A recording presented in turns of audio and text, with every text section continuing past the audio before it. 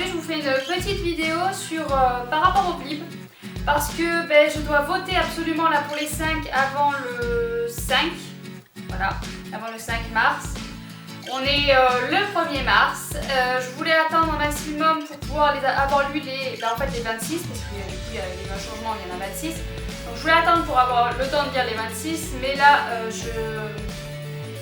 j'ai eu beaucoup d'occupations ces derniers temps. Je suis assez fatiguée, donc du coup j'avance pas beaucoup dans ma lecture. Donc je vais devoir voter avant de finir le livre, ce qui me désole beaucoup parce que je voulais absolument lire les 26 avant le vote là, mais voilà. Donc à l'heure actuelle, là où je vous filme, j'ai pas fini le livre. Peut-être que entre temps j'aurais réussi à être un peu moins fatiguée, à me motiver et à finir le livre, mais bon il me reste 250 pages. Donc voilà, vu le niveau de fatigue et tout, j'ai bien peur que je n'y arrive pas, mais bon, on sait-on jamais. Donc peut-être qu'entre temps j'aurai le temps de le finir. Je vote jeudi. Voilà, mais je vous filme la vidéo avant parce que le temps de montage, le temps de tout quoi, voilà, donc je vous vote ça, surtout que j'ai un problème d'ordinateur. Je sais pas si vous me suivez sur Insta, mais si c'est le cas, vous avez vu que il y a eu du thé qui a été renversé dessus et il n'a pas aimé le thé du tout, voilà. Mon fils a fait tomber mon verre de thé et quand je suis arrivée, l'ordinateur s'était éteint, on a essayé de le faire sécher, mais voilà, il n'a pas voulu se réallumer. Donc on va essayer de voir s'il est possible de le faire réparer ou au moins de récupérer ce qu'il y a dedans parce que j'ai toutes mes photos de mes enfants dedans, voilà. Donc je serais un peu dégoûtée si je perdais tout parce que du coup j'aurais plus du tout de photos et ça m'embête beaucoup. Mais bon voilà, donc petit souci d'ordinateur, donc je prévois plus de temps pour pouvoir faire ça avec l'ordinateur entre guillemets de mon fils parce que c'est un vieil ordinateur, c'est le vieil ordinateur de son père qu'on a réussi à réparer et à faire remarcher. Il n'a plus d'écran, donc on met sur l'écran de la télé, enfin c'est tout un schmilblick compliqué. Et sauf que moi je n'y ai pas accès tout le temps, voilà, parce que des fois il kidnappe les fils et du coup j'ai pas de fil, enfin bon c'est assez bazar. Donc du coup voilà, donc je filme en avance pour avoir le temps de monter la vidéo, pour essayer de le poster. Je crois que j'ai prévu de le poster le 6, le 5 ou le 6, je sais plus exactement. Voilà, histoire que ce soit un peu avant que les 5 soient désignés, et réellement. Je fais les 5 du Blib parce que je crois que si je ne me trompe pas, j'essaye de remonter dans le cerveau, oui c'est le 7 mars qu'il y aura la... Voilà, on sera fixé, on saura qui sont les 5. Donc l'avantage c'est que j'aurai pas besoin de les lire parce que je les aurais déjà lus, mais bon voilà. Donc je me suis fait des petits bouts de papier en fait pour écrire tous les titres des livres pour pas en oublier parce que sait-on jamais avec mon petit cerveau il est possible qu'il y ait un livre que j'oublie. Ça serait dommage, donc je me suis fait plein de petits papiers. Alors j'ai écrit essentiellement le titre du livre. Donc dans ces 26, il y a De l'autre côté du mythe de Flora Boukri, c'est du fantastique. Les éditions, je ne sais pas, j'ai pas écrit les éditions. Hein. Ça, vous me connaissez les éditions, je sais pas, on n'est pas copains. Il faut toujours que j'oublie les éditions.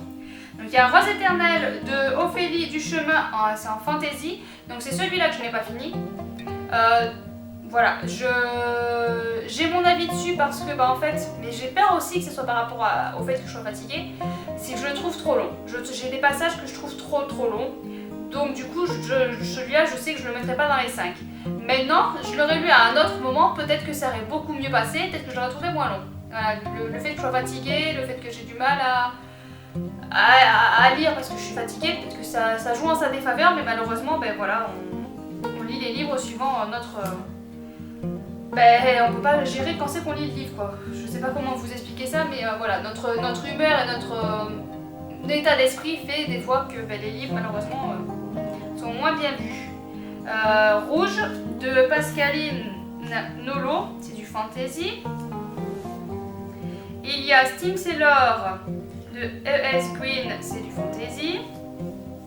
Il y a La Cour des Ténèbres Vampiria de Victor Dixon, c'est du fantasy aussi. Il y a La Ville sans vent de Eleanor de Villepoix, fantasy. Il y a Bépocalypse, Ariel Holmes, fantastique. Il y a Les Aînés, Serenia Howell, fantasy. Je suis en train de me rendre compte du coup qu'il y a beaucoup de fantasy. C'est vrai, c'est pas un truc que je faisais très attention, mais Rocaille de Pauline Cidre, fantasy. Alana l'enfant vampire de Cordelia en fantastique. Chromatopia de Betty Piccioli en fantasy. Les dragons de l'impératrice de Alice Sola en fantasy. Que la mort soit douce de Laetitia Danae en fantastique. Vaisseau d'arcane de Adrien Thomas en fantasy. Des œillets pour Antigone de Charlotte Bousquet en fantastique. Effectivement, elle disait qu'il n'y avait pas de science-fiction. Moi, c'est vrai que je les ai presque tous lus. Et il est vrai qu'effectivement, il n'y a pas trop de science-fiction. La chasse fantôme de Hermine Lefebvre en fantasy. Ordo de Anthony Combrexel en fantastique. Sous les sabots des dieux de Céline Chevet en fantasy. Les noces mécaniques de Marie Kneip en fantastique. Yardam de Aurélie Wallenstein, c'est du SF. Les chaînes du silence de Céline Chevet en fantasy. La princesse de la nuit de David Brie en fantasy. Bord de terre de Julia Thévenot en fantasy.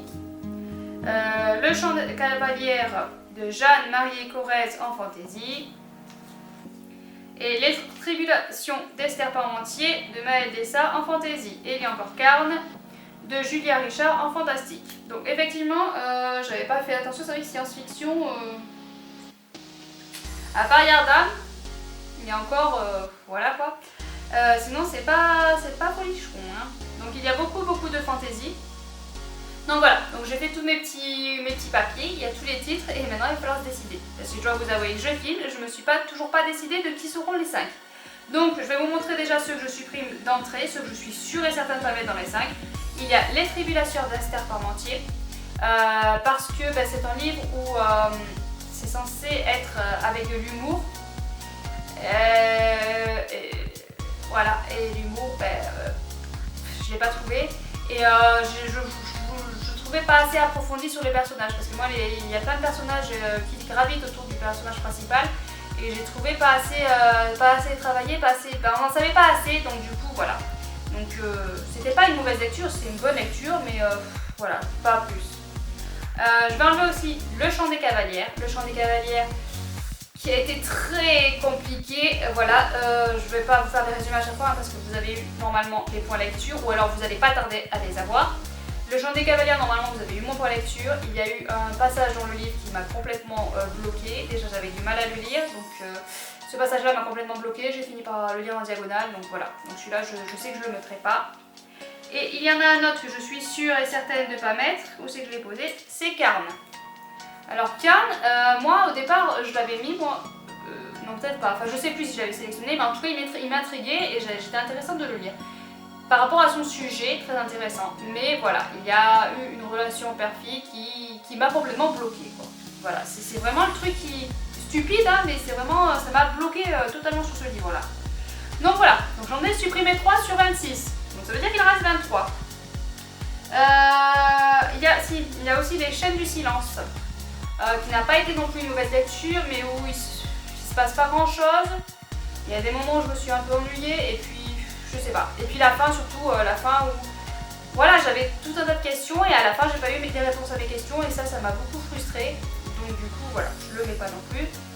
Donc on diminue tout doucement. Il y a La Princesse de la Nuit aussi que je pense éliminer parce que c'est le clip, c'est science, j'allais dire les trucs de mon fils SVT, science et vie de la Terre. Voilà, je sais pas pourquoi je pense au collège, hein. Non, c'est science-fiction, fantastique, fantasy. Et La Princesse de la Nuit, je n'ai pas trouvé ce côté fantastique. Il y a une toute petite part, mais c'est vraiment très léger. Je trouve qu'il n'y en a pas beaucoup, et même presque pas du tout en fait. Enfin, on est plus côté thriller et tout ça, donc c'est pour ça que je l'enlève parce que moi je trouve qu'il n'y a pas assez ce côté fantastique, fantasy dans le livre quoi. Pour le clip, moi je le trouve pas adapté. Voilà. Après c'était une plutôt bonne lecture, mais je trouve qu'il va pas très bien dedans. Il y a Les Noces mécaniques que je vais enlever aussi. Voilà, du fait que l'héroïne principale m'a vraiment très agacée. Du fait que c'était un steampunk, mais moi je voulais plus de steampunk. Voilà, enfin en gros voilà, c'était pas une super bonne lecture, j'ai été un peu déçue parce que voilà, je m'attendais à beaucoup plus, beaucoup mieux. Malheureusement voilà, mais du coup je l'enlève. Et Les œillets pour Antigone, je dirais que c'est plus ou moins le même problème que la princesse au visage de la nuit. Le côté fantastique, fantasy, il est archi léger. Et il est même très très léger. Enfin, c'était une très bonne lecture, j'ai beaucoup aimé. 3 temporalités, j'ai énormément aimé. Côté de la liberté et tout ça, mais au niveau de la fantasy, enfin au niveau du clip, je trouve que c'est vraiment trop léger. Enfin, ouais, c'est pas un livre que je vois là-dedans. Un prix pour autre chose, oui, mais pour le... non, ouais. Je le vois pas trop là. Maintenant, il me reste encore d'autres. Hein. Sous les sabots des dieux aussi, je vais enlever. Parce que sous les sabots des dieux, j'ai plutôt pas mal aimé. Mais déjà, c'est un tome 1. Et moi, j'avais pas fait attention que c'était un tome 1. Pour moi, c'était un tome unique. Et du coup, à la fin, je suis restée là et voilà, j'étais déçue. J'aurais aimé que ça aille plus vite, que ce soit tout dans un tome et que j'ai ma fin, quoi. Voilà, ça serait été beaucoup mieux. Parce que là, du coup, le fait que ce soit un tome 1, j'ai pas eu ma fin. Moi, je m'attendais à arriver à la fin, je m'attendais à avoir une fin. Or, c'était pas le cas, en fait, c'est un tome 1. Voilà, et puis c'était pas une... Voilà, j'avais pas une envie forcément d'y retourner dedans à chaque fois que je le lisais. C'est pas une mauvaise lecture, mais c'était pas une super bonne lecture comparée aux autres que j'ai eues. Donc ensuite, qu'est-ce que je pourrais supprimer dans tout ça? Je suis en train de regarder mes petits bouts de papier. Hein. J'ai eu beaucoup de bonnes lectures. Voilà, c'est... On peut pas dire que j'ai eu des mauvaises lectures. Hein. Là, ceux que j'ai supprimés, il y a eu des bonnes lectures. Mais faut faire un choix. Je pense que je vais enlever Gardam parce que j'ai trouvé qu'il y a des passages qui étaient un peu longs. Voilà, je me suis ennuyée par moments. Donc je dirais que j'enlève Gardam. Ensuite, il y en a quelques-uns que je vais mettre de côté que j'ai envie de garder. Voilà. Que j'ai énormément aimé. La chasse fantôme, je pense que je vais l'enlever aussi. Il aborde des thèmes très importants, voilà, très intéressants, mais je sais pas, j'ai eu des meilleures lectures, donc ouais, je vais l'enlever celui-là aussi. C'est assez délicat là pour choisir parce que rien que là, dans mes favoris, j'en ai 6. Je dirais que les autres, peut-être que les vaisseaux d'arcane, je vais enlever aussi parce que les vaisseaux d'arcane, c'est pareil, il y a des moments... Pas que je me suis ennuyée, il y a de l'action, c'est très intéressant. Par contre, il y a des personnages, on nous promet quelque chose sur les personnages, au final, les personnages, ils sont pas du tout comme ils ont été décrits. Voilà, et puis c'est pareil, c'est un tome 1, je ne lirai pas la suite, parce que je n'ai pas cette envie de retourner absolument dans cet univers. Voilà, je vais l'enlever. Rose éternelle, du coup, je vais l'enlever, mais malheureusement, autant il y a une super fin du tonnerre et je vais être déçue de ne pas l'avoir mis. Mais je vais l'enlever parce que, voilà, comme je vous ai dit, il y a des passages que je trouve un peu longs. Voilà, il y a des passages où... C'est pas que je m'ennuie, mais je trouve que c'est long, quoi. C'est long, j'aimerais qu'on abrège et qu'on avance un peu plus vite dedans. Mais bon, comme je vous ai dit, ça vient peut-être aussi du fait que je sois fatiguée. Ensuite, qu'est-ce que je pourrais supprimer? Là, je suis assez embêtée parce que c'était des très bonnes lectures. Je pense que je vais enlever Ordo. Ordo était une très belle lecture. La deuxième partie du livre est géniale, honnêtement géniale. La fin, ça explose et ça m'a surprise. Je m'attendais pas à ça du tout. C'était mon premier livre de ce temps-là et honnêtement, du coup, je m'attendais pas du tout à ça. J'ai été vraiment surprise, j'étais vraiment très bien dedans à la fin. Mais la première partie, wow, ça a été très dur de rentrer dans le livre. La première partie a été très dure, très indigeste. Parce qu'on nous présente tous les personnages. Et il y a, je sais plus combien de personnages, il y a beaucoup de personnages. Et ça a été vraiment dur au départ de se repérer quel personnage. Après j'ai lu un e-book et ils ont dit qu'apparemment le livre papier avait voilà, on avait l'arbre généalogique, c'était plus facile de se repérer. Enfin voilà.